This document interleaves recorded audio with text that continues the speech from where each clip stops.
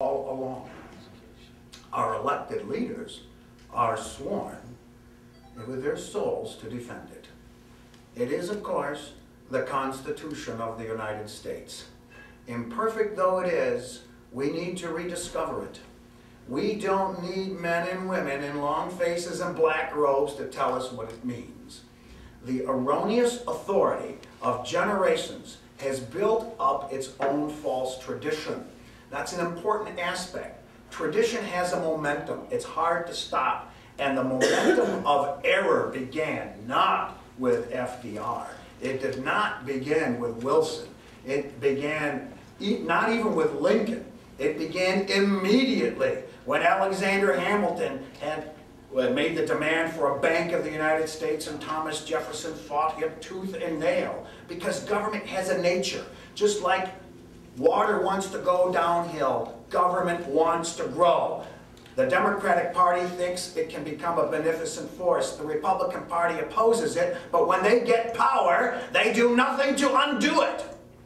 And what we need is a process not to start making laws, but to start undoing them.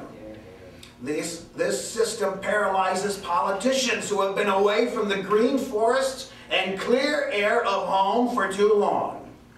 So now I'm going to tell you, specifically, in depth, I'm not hiding from a thing.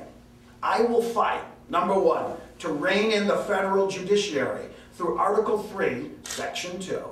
It gives the Congress the power to intercept the Supreme Court with such regulations and with such exceptions as it wishes. And it's not like it's been hidden, because they have found their pet laws where they trot out this section.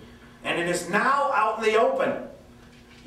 One of the things I have to tell you, the pro-life movement has been sold a fake antidote to Roe versus Wade. 35 years ago, I listened to the leaders of the pro-life movement say, the only way to overturn a Supreme Court decision is with a constitutional amendment. That is nonsense.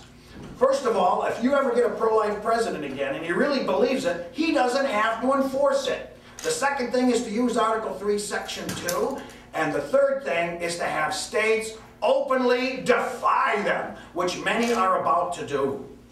I want to put out one important thing on this first item. Pat Buchanan campaigned in Kenai in 1999. And in a press conference, because we had a private conversation beforehand, I made him say in public that if he was elected president, he would refuse to enforce Roe versus Wade. I asked him, when you were Reagan's chief of staff in the Oval Office, why didn't you mention that to him? And his answer was brutally simple. Nobody thought of it.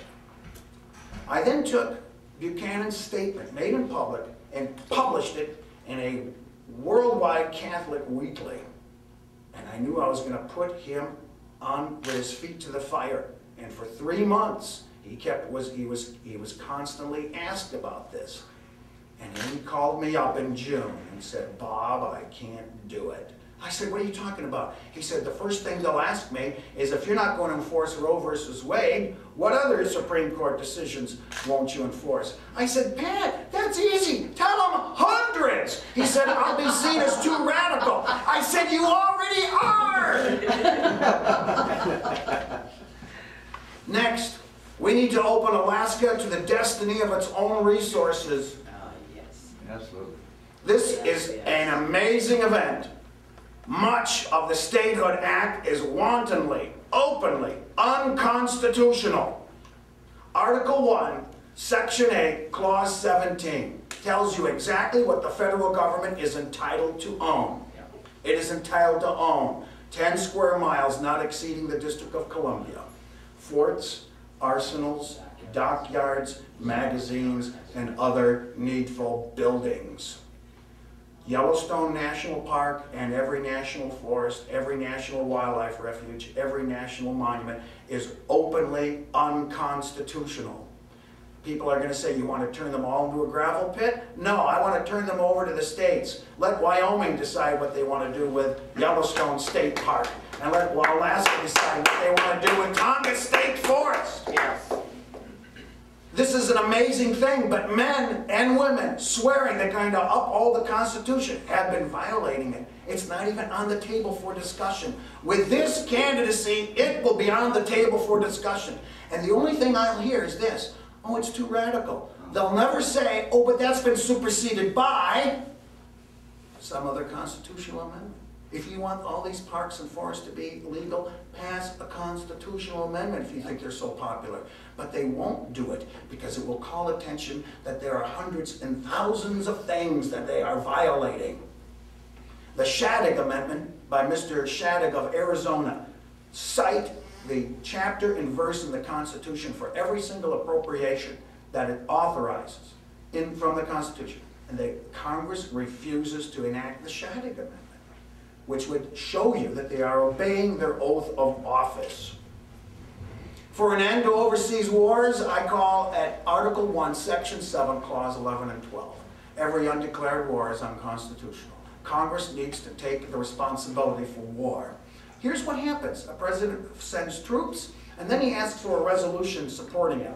If the war goes well, a congressman says, see, I voted for action.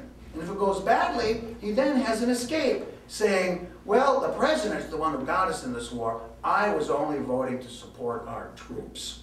You want to support the troops? Obey the Constitution. War is nasty business, and it's time we stop acting as if it is some sort of little sparring match. There's real blood spilled on each side, and Congress is the only lawful authority to declare a war, not the president. I call for an investigation that the 16th Amendment, giving us an income tax, was fraudulently approved. 30 years ago, when I first heard that, I didn't want to look too closely at the person who was telling me that. They didn't have the ability to explain it. Now it's an open secret. The research has been done.